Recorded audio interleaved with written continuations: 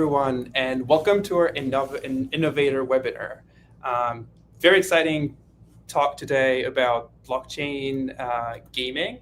And for that, I'm joined with Oasys, Gunzilla Games, and Eva Labs. And very excited to be joined by Rio, Representative Director at Oasys, Theodore, Agranat, Director of Web3 at Gunzilla Games, and Coop, Senior Marketing Manager, Gaming Growth at Eva Labs.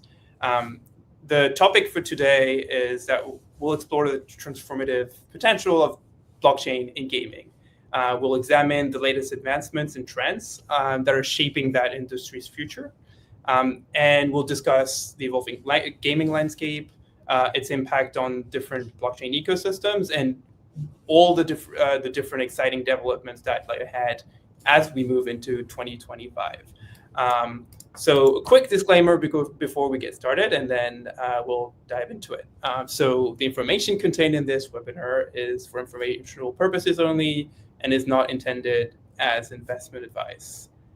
And without further ado, let's get into it. So we'll do a quick round of all our panelists. And so for each of you, from your perspective, how has Web3 gaming evolved since its early days?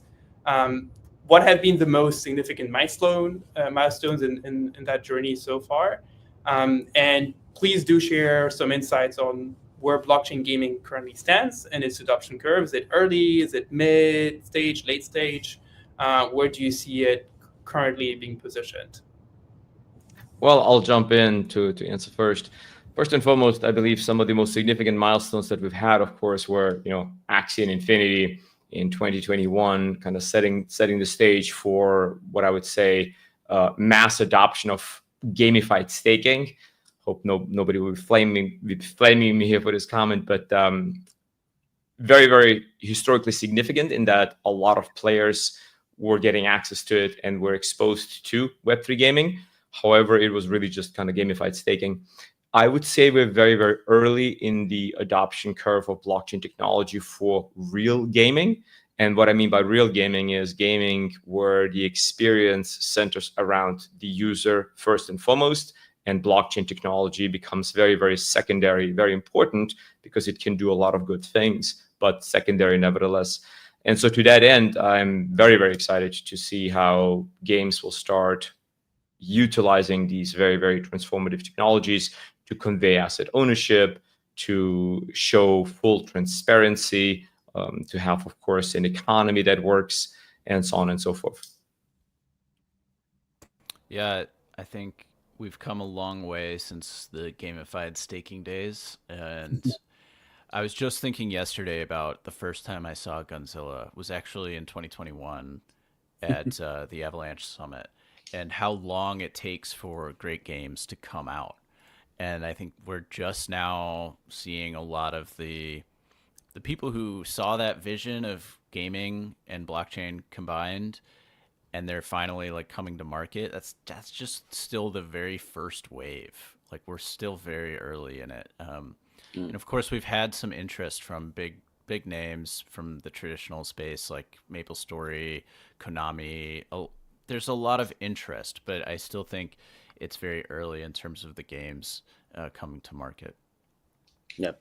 I also agree that it's still in the early stage. So we recently done the first experiment that we involved traditional or the player like Sega, Square Enix, Bandai, those guys as a validator first.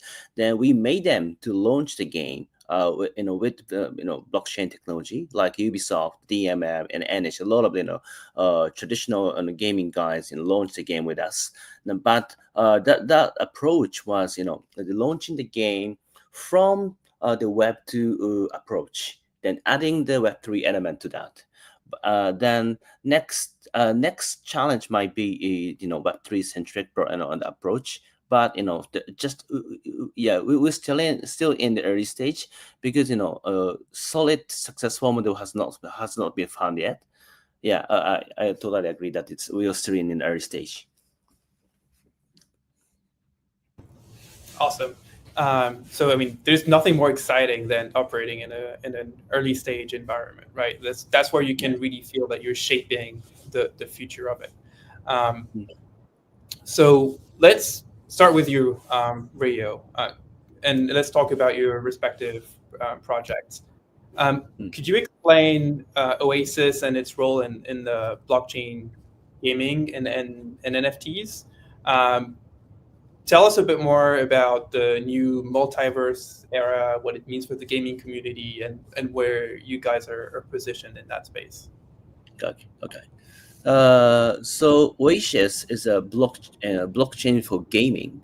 And then, so we involved the traditional or gaming guys as a validator first, because we thought our role would be the bridge between Web3 and traditional gaming space, because when we find the successful model in Web3 gaming, the next approach would be, adding IP to the successful model. So, but if just Web3 guys would be the successful, maybe they won't come to this space. Then we thought we should involve them as one of the infrastructure, the player. Then we involve them as a validator first. Then last year we made them to launch the game as a Web3 game. Like traditional player means Ubisoft, other Japanese mobile gaming player, and also Sega is coming in a few months. Yeah. So, but we also found that very recently, the token itself might be the core of the Web3. That might be we're gonna take the next challenge as we made them to launch the token. But so definitely, so our role is bridging Web3 and traditional space. Super interesting. Yeah. And well, then turning over to Theodore, what about Gunzilla games? What can you provide us with some insights on the testnet as well? And what is Gunzilla's approach and what makes it unique? Sure. Sure. So there's a couple things. Number one, it's important to kind of outline what our original goals were when we started building the game 5 years ago now. It's quite a while ago. And then kind of get into the details going from there. So number one, the goal for Off the Grid, our flagship product, was always not only to revolutionize Web3 gaming, but to revolutionize Web2 gaming as well, both in terms of just building a better game, as well as being kind of the leading company to implement blockchain technology with regards to traditional gaming. To that end, we're the first blockchain-enabled game that launched last October on PlayStation and Xbox. Now, in terms of what our approach is, you might have seen me hint at it when I answered the first question, and that is we focus on the gamer first. So nothing else matters if the gamer isn't having a good experience. So for us, the most important thing is provide a very, very engaging, entertaining, and authentic experience, and then add blockchain technology to do things that traditional games cannot do, such as conveying asset ownership, allowing peer-to-peer trading in our game. We have a peer-to-peer marketplace. There is no company store. So blockchain technology is an absolutely fantastic use case for that. Of course, if a user wants to take full custody of their item, they can do so as well. If they have a Battle Pass subscription, they can put it into their own wallet. They can go connect it to OpenSea, connect their wallet to OpenSea, and monetize their actual gaming time. Our blockchain, Gunzilla, which is of course built on top of an Avalanche subnet, is fully integrated into OpenSea, is going to get integrated into Magic Eden and other third-party marketplaces as well. So that type of interactivity, traditional gamers have never been able to experience. Right? They currently are in very, very isolated silos where they, in essence, just rent the skins, rent the items. I have a fun story from my own life where I used to play Fortnite with my 2 older boys. After a couple of years of playing Fortnite and spending a couple of $1,000s of their own hard-earned cash, they came to me and said, "Hey, how do I get my money back?" I'm like, "What are you talking about?" They're like, "Well, I own these items. I want to just sell them back and move on to another game." I'm like, "No, you know what a EULA is?" And they're like, "EULA what?" Anyways, it's a very, very entertaining experience to have a conversation with, young adults that fully embrace asset ownership and fully embrace digital clothing and collectibles and everything else, but yet ran up against the wall of, corporate policies and corporate sales approaches. So anyways, long story longer, that is really our focus, right? Use the best of blockchain technology to solve problems that Web2 gaming currently has not solved, either because they are unwilling to solve it or because they don't want to take on the risk of being the first ones. But that's what we're doing. Awesome. And building on that, Coop. The Gunzilla is built on Gunzilla Games is building on Avalanche L1s. Can you talk a bit more about your role in supporting Web3 games like this, and then the broader mission of within the Avalanche gaming ecosystem? Yeah. So for anyone who's not very familiar with Avalanche, it's a blockchain network that the key feature is you can build your own blockchain connected to this broader network. And we've seen some models like that, like Cosmos, but I think where Cosmos really struggles is the interconnectedness of that network. And so Avalanche has innovated on that. And it's a really appealing offer to games and studios like Gunzilla, where they want to provide an experience that is extremely smooth and doesn't get in the way for the user in any way. And so when you log into Off the Grid, you don't even know that you're using crypto necessarily. And that is eventually our vision for how games should be, is that they should feel like a game, and that this is enabling features like trading and asset ownership, and it's not getting in the way. And so we have a lot of these studios now that are building their own L1. And I'd say it goes beyond just a studio. I think even Gunzilla, they want to be a home for many games, and they want to help games use this technology in a great way. And so now that we have this base of studios, and I'd say even like pseudo publishers using these L1s, it's our goal to support them in whatever they need, especially technically. There's a lot of technical work that goes into this, and we're trying to make that as easy as possible for the studios. But then what we find is that most of these studios need marketing support, and they need advice on how to balance their Web3 audience with traditional gamers. Everyone has a little bit of a different idea about what that means.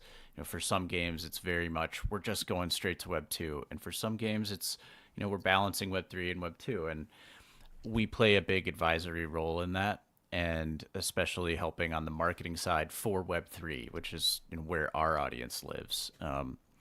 When it comes to traditional gaming marketing, typically that's still the strength of the studio, and our role is to help them in Web 3. And we've built up a great network of people, not just the technical network. And these people are really what we're trying to cultivate, is a community that can help games go to market, help games get whatever support they might need. Awesome. And we'll shift a little bit gears to looking at the gaming ecosystem in itself, what the strategic moves are going to be for the next year. So let's start for this with Rio. What are the key projects and partnerships that you guys at Oasys have undertaken over the past year, and what makes them exciting for the future of the platform? What is the current focus?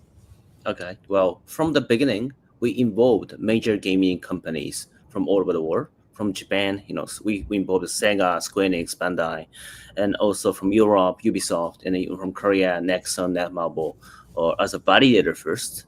Then last year, we made them to launch the game, as I said before. Like Ubisoft launched their first blockchain game with their NFTs. Then in a 1 month, Sega will launch first blockchain game with us. So think the next challenge might be make them to launch the token, because the token is of course definitely the key core of the Web3. That's our initiative actually. Then so we doing trial and error. We finding good insight. What's the from a challenge in few years. Yeah. Mm-hmm.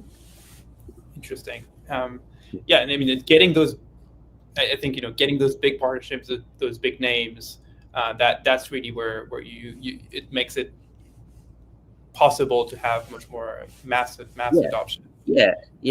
Actually, so we found a good insight that uh, uh how can I say it, embedding the blockchain element into the games increase the ALPPU APU, the kind of, because for example, pure Web 2 user experience the exchange of the value while they trade or the gaming items or collect the gaming items. Their output became 3 times rather than a pure Web 2 user after they touched the in-game marketplace. That was really, really good insight. But we also have an issue that the attracting the user from the beginning in a Web 2 really competitive environment is very hard.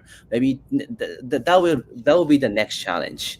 But obviously we found a good insight that ALPP was extremely higher than pure Web 2 game. Mm-hmm.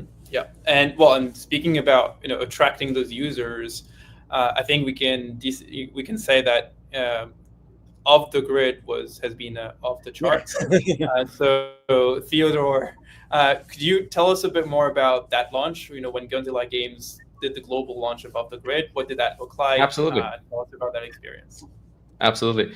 So it was obviously an absolutely meteoric launch, the likes of which Web3 kind of had never seen. So it was kind of really, really cool to witness that.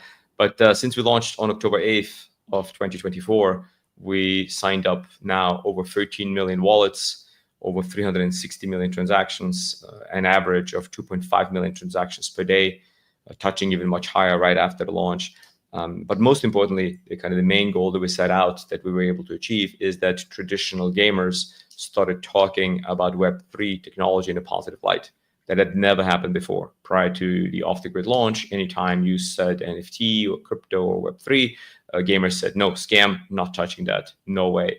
After the launch, people were like, oh, NFTs, it's just like serialized Pokemon cards, right, that are fully verifiable.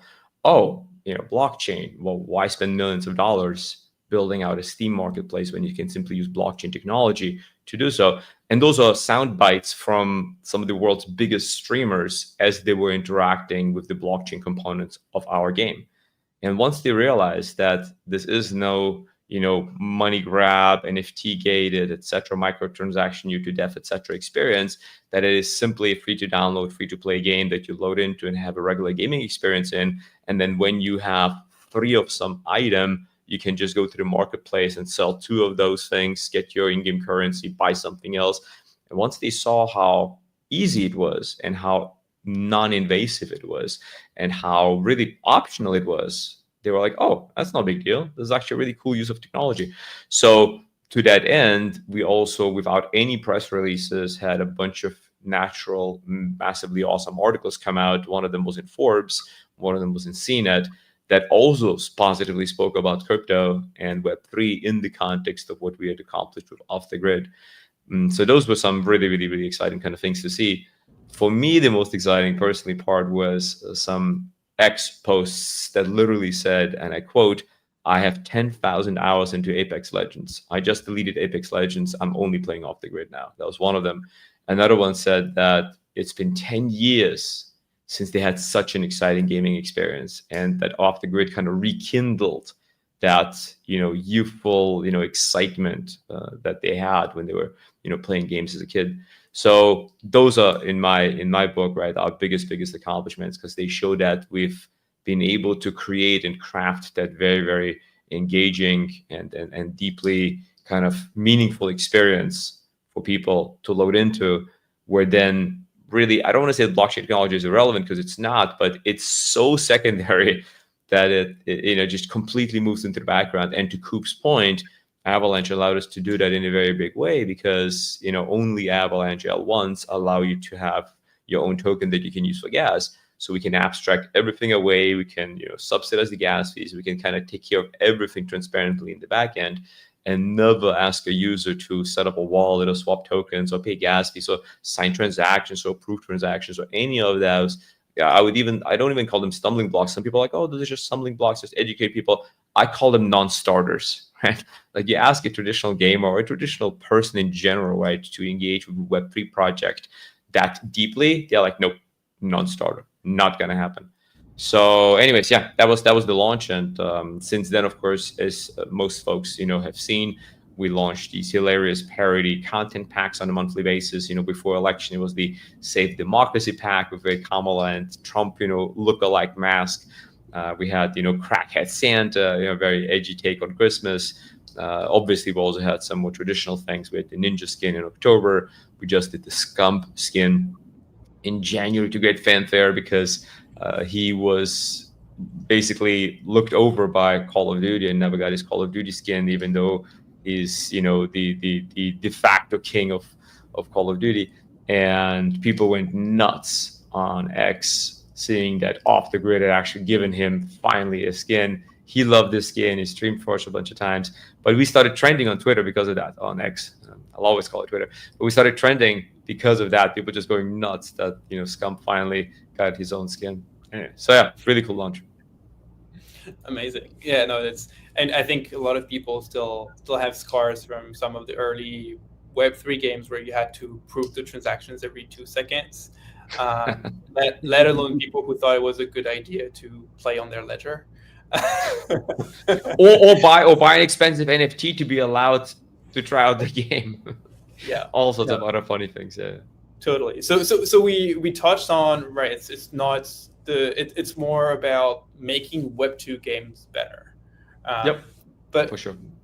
But obviously empowered by the technological advances that Web3 brings. So I think that's a good opportunity for you, Coop, to maybe chime in on what is that relationship between traditional gaming and Web3, how it's evolving, and where does Ava Lab sit in that relationship? Yeah, it's a really interesting topic because I think a lot of people in crypto look for Web2 companies to get involved to validate, that we all are on the right track. You kind of look at them as the leaders, and a lot of people are eager for us to get that stamp of approval from the big names, right? But I think the truth is they aren't going to embrace it as heavily as most of the people who are creating a brand new startup to build their game in Web3. And they're generally laggers, right? They're going to wait and make sure that this is something worthy of their time and investment and risk. And so it takes a while for those big names in the traditional space to really embrace what's going on here. And we definitely see the starts of that, like Rio mentioned, Sega is doing a game. We had the solo leveling IP is in a game for Web3 recently. Konami is committed, MapleStory. So it takes a long time to get them to really get involved. And I want to take it slow personally. And I think for the time being, we're still really focused on these smaller companies who have this vision of Web3 gaming and helping them succeed. And I think if they succeed and they set a great example, like Off the Grid, for example, if they set that great example and show what can be done, then the traditional names will eventually join the space. And we're always here to have those conversations. But for us, it's not like we need to get, the big name traditional studios to do this. We want to help it evolve as an industry and know that eventually they will come. Mm-hmm. Yeah, and in terms of onboarding users into Web3 gaming in particular, like what type of initiative are you guys doing? Well, we're supporting Off the Grid, and they're doing it for us. Touche. What about you, Theodore, at Off the Grid then? Gunzilla? So obviously we have a lot of traditional Web2 gaming marketing going out there. We have ads on Instagram, on TikTok, on Epic Store, Sony PlayStation Store, Xbox. So it's a lot of just traditional grinding away at increasing awareness. Obviously, we had some very, very big, the biggest in the world, streamers stream our game with very large All-Stars event we launched last year, $600,000 prize pool that the biggest streamers in the world took part in. Obviously, making sure that we also have features that Web3 folks really, really like, because they are obviously very, very passionate evangelists in this space. So it's really those things, right? And at the end of the day, also making sure that we listen to our community of very dedicated gamers that currently are playing to make the updates that they want to see, so that they can invite all of their friends. We have a lot of folks, sitting there with bated breath saying, when's the next big update coming out? This feature and that feature, I would love to see improved, tweaked, rebalanced. And our, at this point, 400 plus person team, just feverishly working to deliver on those community expectations that then result inevitably in more growth, more retention, more conversion, etc. I joked that, Off the Grid is doing it for us, but I do want to say, I think we've found our approach in a bottom-up way. It's very hard to get a brand new user to care about a Web3 game unless it's Off the Grid. But the thing that we find is that there are communities growing themselves, right? Like there's a bunch of guilds, these guilds, a lot of them initially started with Axie Infinity and got pulled in through that. And they grew dramatically during that time. But there was a lull. There was a long time where they didn't have Axie. Basically, nobody cared about it. It wasn't helping them grow. And most of them pivoted to being more of just a gaming community, just people who get together, they love games, they already had this great base. And now they're somewhat like, marketing arms for a lot of games.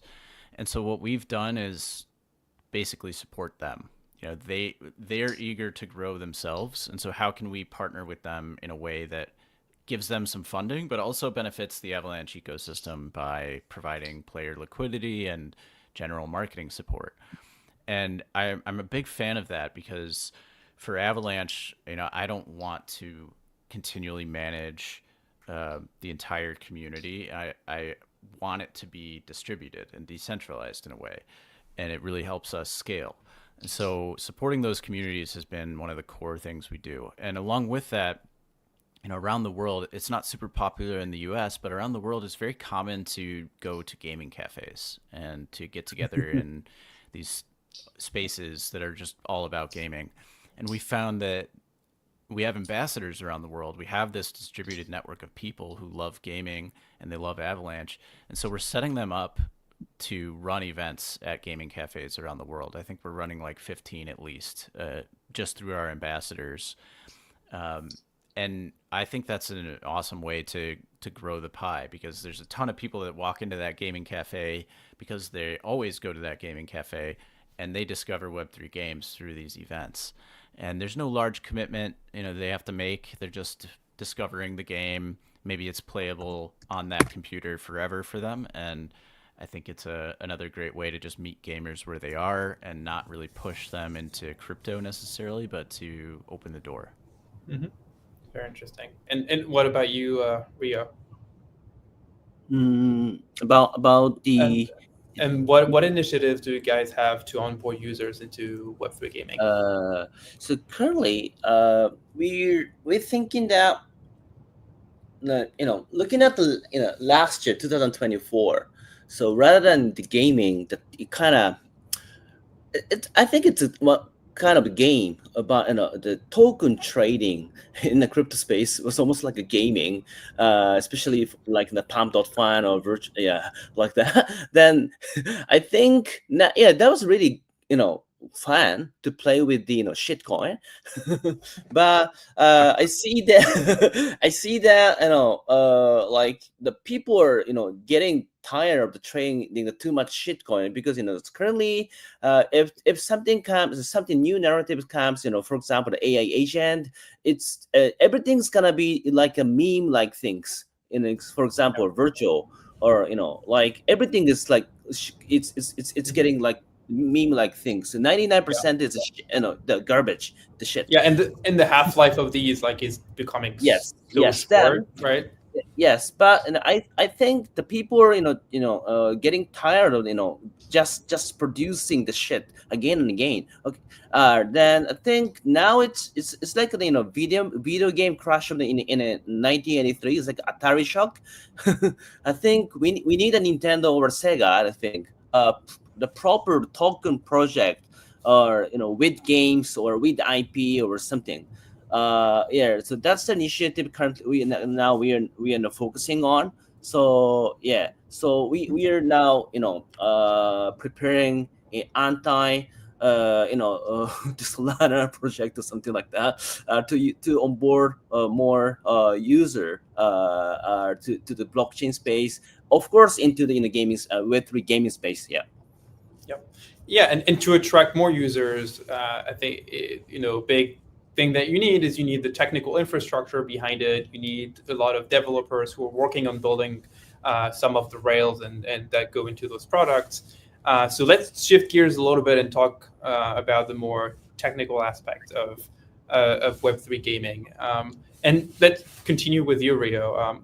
I'd love to hear your thoughts on building out Oasys community, particularly Yep. how what kind of incentives you're looking at to attract more developers or users, but maybe focusing more on developers to building on the Oasys blockchain ecosystem. Yeah. So obviously our strength is Asia and Japan. So I think we can bridge the developer and Japanese and other East Asian an ecosystem and also the users. And ecosystems means the IP holder or government or a regulator like that. So I think we could be in the, how can I say, the infrastructure of the of the East well, when the developer launch their apps or games. Yeah. Mm-hmm. Yeah, and Theodore, when it comes to blockchain infrastructure, what do you guys do? Just fully supported by Avalanche? No, just kidding. But how did you choose actually to launch testnet on Avalanche? What was the reason behind it? Well, there's a couple of things and a couple of answers to this question. Number one, we look at Off the Grid as the flagship product utilizing our very large AAA gaming ecosystem.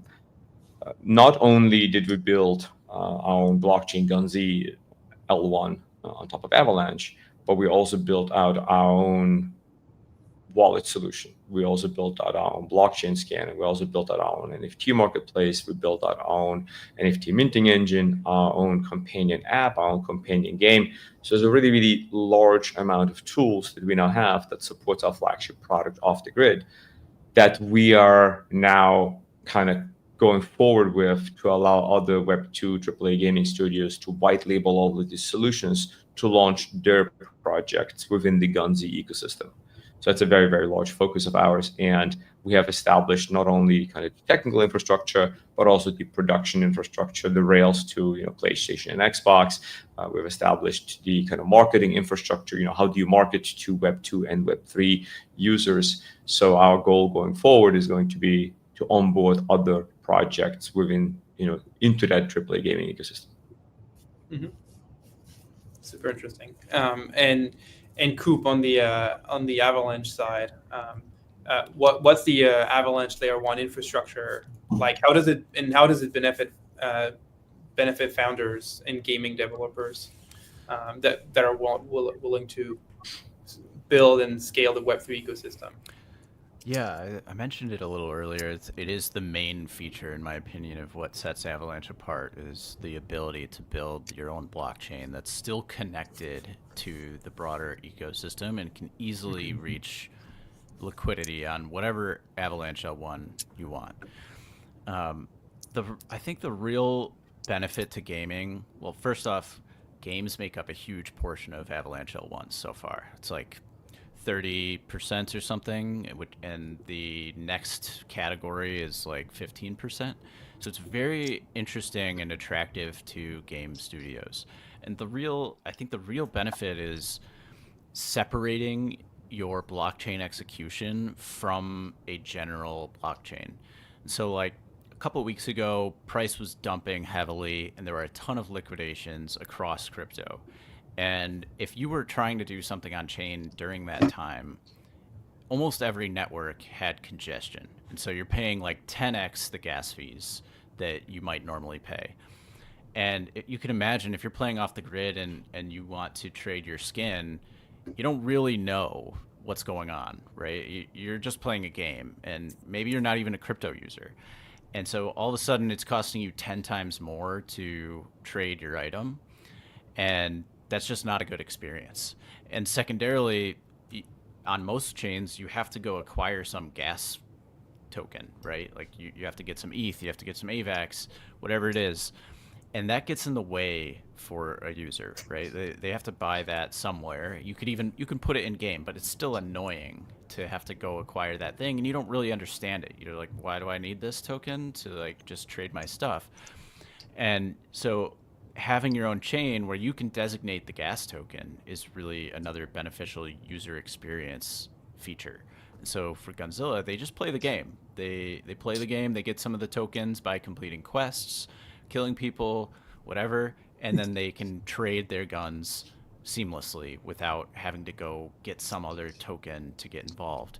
So those two features really stand out to me as interesting to the studios who want to make a game that goes beyond Web3. You know, there's still a lot of studios that they think Web3 is their audience, and I think that's a very small audience for them to be focused on. But those studios, they might not care about the having their own L1 or being on an L1 that offers these features. But I think more and more we see people looking towards the broader gaming market and wanting to make sure their experience is smooth enough for them. Mm-hmm. Yep. Yeah. Go ahead, Rio. I also forgot to mention about our technical and aspect. So we also have similar architecture. So our layer 1 is for security and the financial settlement. We also have a multi-layer 2 actually. So the player don't need to care about the gas fee and the transaction speed, because we have for each game, for each studio, they can build their layer 2. Then they requires the gas. So yeah, we can also realize that the zero gas fee in an instant transaction involvement. Yeah, that was Oasys. Oasys is one it's very similar, and I think we're going to see that more and more, right? Like, the technology is, everyone's going to catch up eventually. Yep. I think Avalanche had like a good head start, and it's one of the reasons we got Gunzilla, because back then, 4 years ago, there weren't that many people with this vision. So, but over time, it's going to be less about the tech, in my opinion. Yeah, 100%. It has to become less about the tech. Yeah, and I'm a firm believer that also applies to financial services, right? Not just gaming. Yep. For sure. It's when you don't know there's a wallet behind it that it becomes really, really interesting for mass adoption. Well, I'll jump in for a second on that one. I use this example of nobody ever walks across Times Square, points at the pavement and says, I wonder what brand fiber optic cable is under my feet and how fast it runs and all that stuff, right?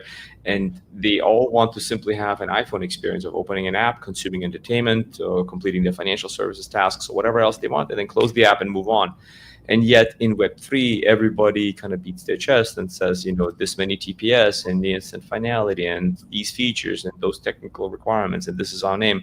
And Avalanche, obviously is taking a very, very different approach, which I absolutely love, which is, hey, we'll get out of the way. You build whatever you're building, and you are the front-facing kind of technology entity or gaming entity or whatever it is, and we will simply get out of the way and make sure that everything works properly on the back end. And that's the future that I see in Web3 in general, right? We will go away from banging our chest about technical features. We'll go away from actually even calling the different chains by their name. We will simply provide a smooth and seamless user experience across all chains, across all technologies, where the user is going to just have, like I said, an iPhone-like experience. Mm-hmm. Yep. Yeah, and so I think what you were pointing to is like really what matters, right? Of course, the technology matters, and it's important to have good technological partners to enable things to happen. But at the end of the day, what's really important is adoption and ecosystem growth. Yep. Right. So let's double click on that. And So Rio, you mentioned already you have a few key partnerships and more that are going to be announced. So looking ahead to 2025, what's your roadmap for driving adoption in gaming, gaming, NFTs, all the multiverse aspects of things, and you mentioned the focus on Asia. So is Japan going to remain the primary focus? What is your strategy when it comes to catering to other regions like Southeast Asia, the West? And what do you think are the key trends going to be in terms of adoption trends? Okay. So there's three things currently are now we're focusing on. One, we are supporting the first Sega's title. So, and we want to see what happens if hit title with blockchain technology. If hit title has blockchain technology, then what happens with to it? Yeah, so we want to see that. So that's the battle of the three kingdom with the Sega's IP. Then that's it. That's coming in 1 month. Yeah, so they said so. Then second thing is we see that token itself is core of the or the crypto the Web3 technology. So we are now planning the gaming. So it's a token centric project, but it's gonna be the gaming. So it's initially that will be like the meme coin like things, but it will have a community and a real products. Maybe so we will be announcing the kind of big initiatives with our strength. So that's our the initiative. Then for that point, so we're gonna start from Japan, of course, in East Asia. Then so the focus area. Then yes, that is our first focus area. But at the third point, now we have strong interest in real money games. There is a one country who which is legal about skill based betting. So that's India actually. So Indian gaming markets size is almost like 1/3 size of the Japanese gaming market. So Japanese gaming market is third largest gaming market in the world. So that means it's getting very huge, and the Indian gaming market is getting really huge. Then I saw that more than 60% of the share is real money game. That means small bettings, including poker or fantasy game of cricket or something like that. So I think the combination in adoption of the crypto will a combination of the crypto is really good with the real money game. So we're looking the Indian market very well. Then I think this would be the future of the esport, I think, because esport currently doesn't have any monetization model. So maybe it spread away to the Middle East from India, I think, because it's really close. And also Middle East countries are looking for an opportunity, the growth opportunity of the esport. Now, that's the reason why I'm now focusing on Indian real money game. Interesting. Yeah, and what about you? Theodore, do you want to add something? No. No. Okay. And Coop, what about Avalanche? What role did gaming play in the growth of Avalanche's Layer 1 in 2024? Can you give us a quick overview of that? And then we'd love to hear about how you think the momentum is going to continue going into 2025 and what that looks like. Yeah, I think Off the Grid is the biggest contributor to wallet growth across Avalanche in total. I think it just crossed 13 million wallets from just Off the Grid. I was just checking out the stats for actual L1s being deployed, and again, I just confirmed it is the main driver of new L1s. And so those two things really stack up. I mean, 13 million wallets for Off the Grid is crazy. It doesn't, a lot of people are like, okay, well, how does that turn into an Avalanche user? And I think the truth is it doesn't all the time, right? Like eventually when the token launches, they might discover more about the ecosystem, but they're really their users. And yeah, I don't have any great stats about like total growth on Avalanche or anything like that from gaming, but I just know it is the main driver of new L1s. We have more gaming projects than any other vertical in general. And a lot of them are still early. Like Off the Grid has been building for 5 years. And so I think the last 6 months, we've had more people interested in building on Avalanche than ever. But it's going to take time for that to translate into real products that drive user growth. And I think we're still in that early stage for us. Yeah, and you mentioned the token launch for Gunzilla. So, Theodore, any insights? When are you guys moving to mainnet? Are there any key target metrics or milestones that you are looking forward to move to that step? And would love to hear from you what the roadmap is there. Sure. So currently we have kind of soft penciled in Q1 for mainnet and token launch. We haven't confirmed a specific date yet, but that's currently what's kind of soft penciled in. In terms of specific metrics, we're not looking really for any specific metrics for mainnet launch. What we are doing is, we are putting all of the necessary kind of rails into place and marketing into place to hit our target, which is 100 million gamers. So we're working towards that number, but that is not tied to mainnet launch at all.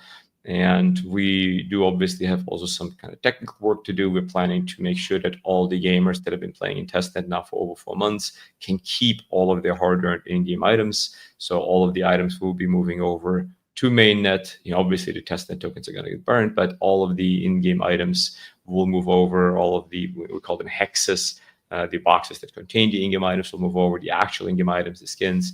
So there's quite a bit of kind of technical preparation work to do, but that's where we're at.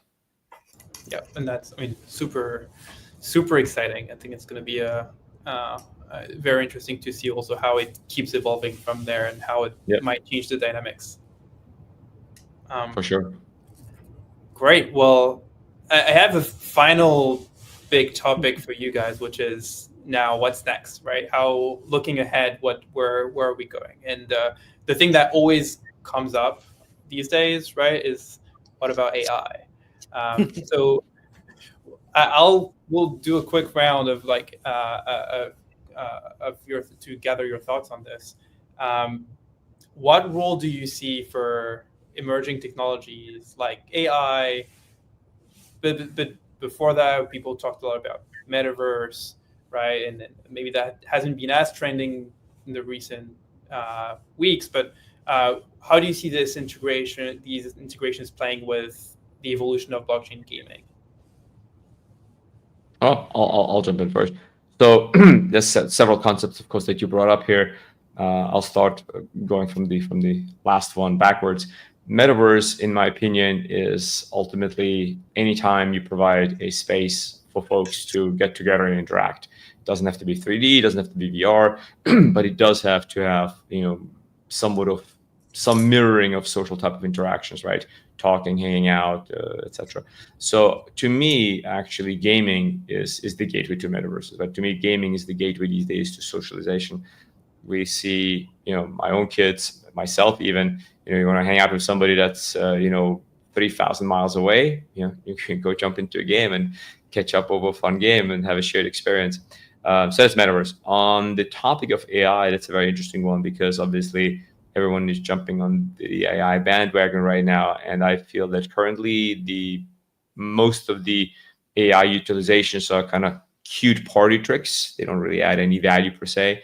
But when people talk about, oh, my AI agent can post on Twitter, and then somebody else as well, my AI agent can play the game for you. That's the best one usually for me, right? As a person in gaming, I'm like, why would a gamer ever want to play, not play and have an AI agent play for them? Well, then they can earn while they sleep. I'm like, and how does that make sense? How would that be a sustainable economy? None of what you say made sense.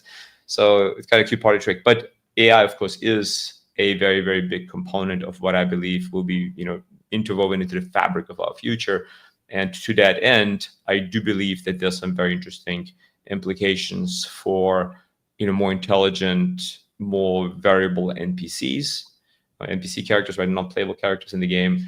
And the AI portion that is really exciting for me is actually an application for more advanced anti-cheat technologies. Because right now we have, some very, very, very interesting, not good, interesting, but bad, interesting cheats that are out there across the whole like Web2 gaming landscape that are not really detectable by technologies such as Easy Anti-Cheat and some of the other ones that are being used out there. And companies publicly acknowledge that they can't really track them. Some of them are, some weird controllers that you load software onto on consoles, and current anti-cheat technology simply can't keep up. So for me, it's really, really exciting what AI can do on that front, right? How AI can analyze unnatural crosshair movement, unnatural player movement, unnatural rate of fire, and all these other things, right, that come with cheating technologies. That to me is a very, very, very exciting application of AI technology, and one that I believe, a lot of larger game companies such as Gunzilla will embrace. And like I said, I'm really curious what will come of AI for NPCs. I really felt that PUBG Ally was a very, very cute kind of start for that.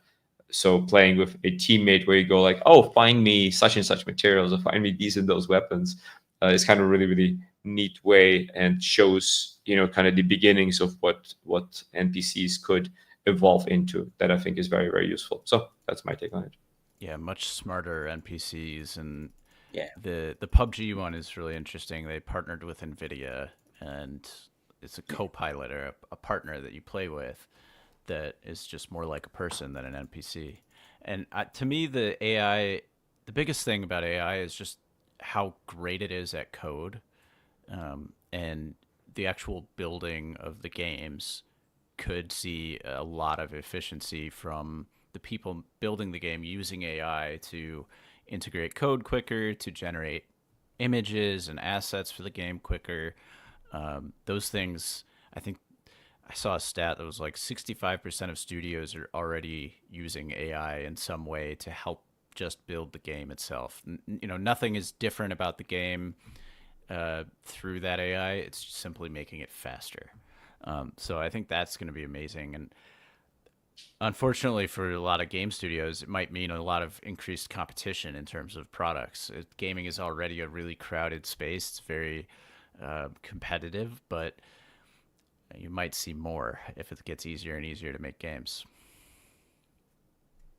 Yep. Yeah, and the other thing that's interesting with the AI part, you think the gaming studios and they're already used to using a lot of GPUs. Yeah. So they have some of an edge there as well. So it will be interesting how that also joins to making better products. What about you, Rio? What type of Yeah. Actually, I agree with you, Theodore, because a lot of people say, my AI agent might play the game to earn the game, but it doesn't make sense, because it's better to let the AI agent to trade a shitcoin. Yeah, it's better because just gaming it's a noise to earn, right? So, but basically, the gaming industry hates the bot. Yeah, basically. Then also, but still, bullish about AI plus the Web3, because I also agree that AI agent will help the trading of the assets. I think it will be some part of the elements of the Web3 game, in terms of the trading of the assets, and also, I think essentially, AI technology could be used for administration and also rights administration and revenue distribution of IP. So it's like a story protocol, but in gaming, IP-based gaming development is really complicated. and for example, in Japan, there's a lot of the anime-based anime IP-based game, but it's developed by a committee, development committee. So a lot of the anime studio, goods and service studio, are joining. So it's so complicated. So then also in AI era, AI will generate the 3D model or a picture. So rights administration will be very complicated. So I think the right and IP plus and gaming IP plus AI might be really essential, or the model or in the future, I believe. I think that essentially that will be the biggest the utility of the AI into the gaming space, I think. Yeah. Interesting. Awesome. Awesome. Well, I think we're getting almost up to the end of the hour. So one final quick fire round for you guys.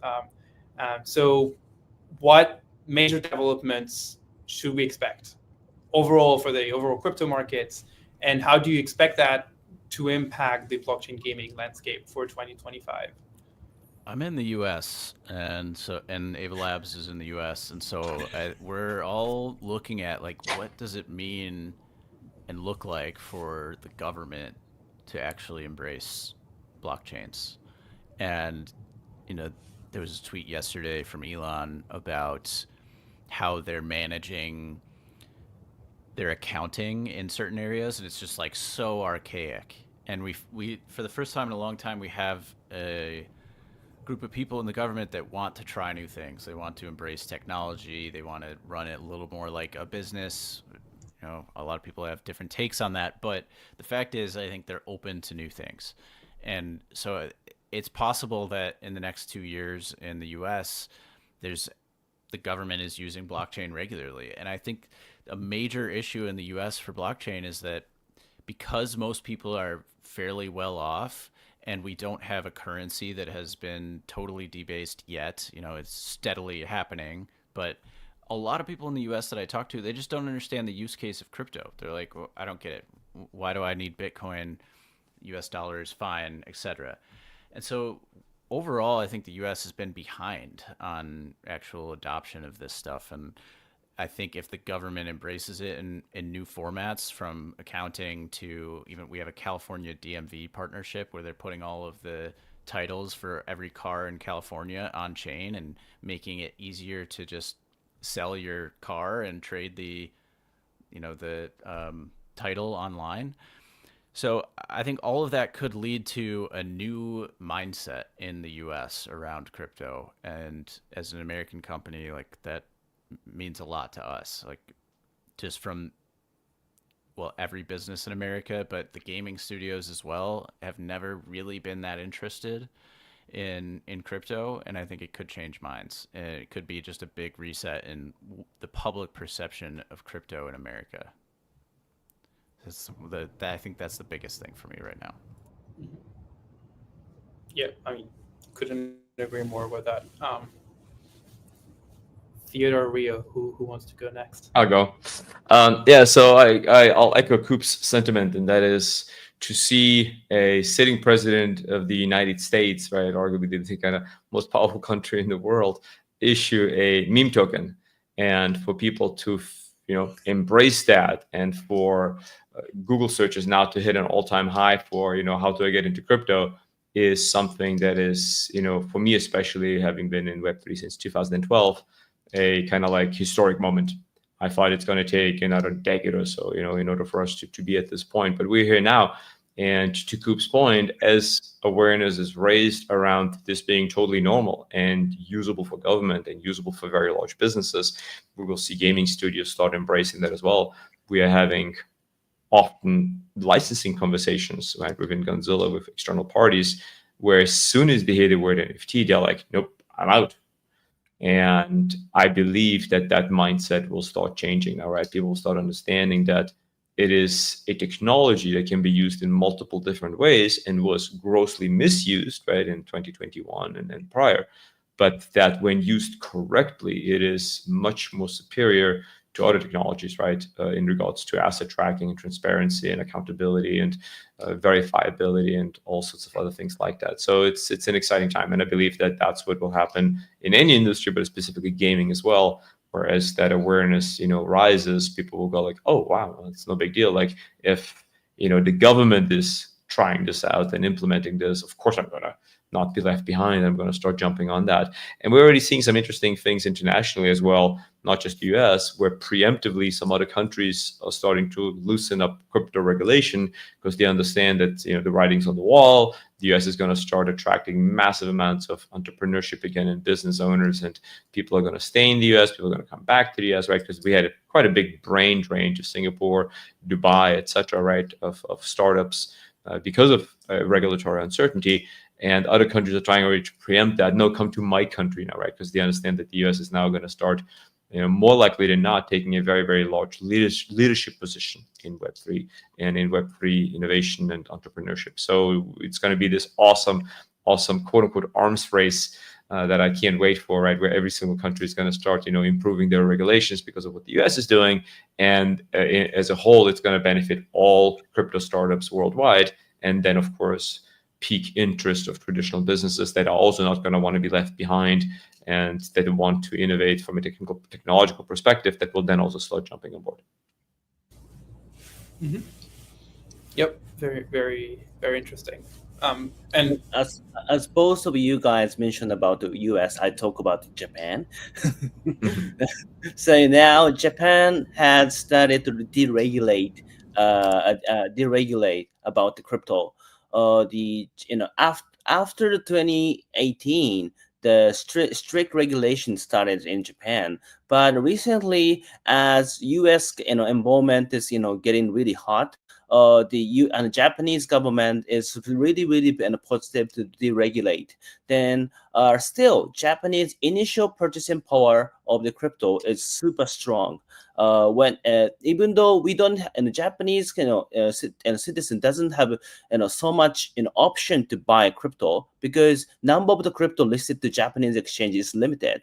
So then when the Japanese exchange do the IEO, the subscription is almost like 100 million, 200 million for 10 million raising or something. So initial purchasing power itself is super strong still, but because of the tax system, secondary liquidity volume was so low, but it's going to be changed. So I think the deactivation of the Japanese crypto market it's happening right now. Then I think the movement of the meme coin was really good, and also also Japanese famous the KOL started to talk about the token and to create a community. It's community. I think it's not just about the meme coin. So the utilization of the token as a community building would be that might happen in Japan. So I think it would be the good products with token. Then so we will bring those kind of the good products like a Sega Genesis to the West, I think. Yeah. Very, very interesting. Yeah. Well, I think that pretty much wraps up our webinar. Any final 1-2 words anyone wants to chime in, or are we good to on mine, I'll just say the proof is in the pudding, since everything's already built on Gunzilla's end. Download Off the Grid, kind of try the game out.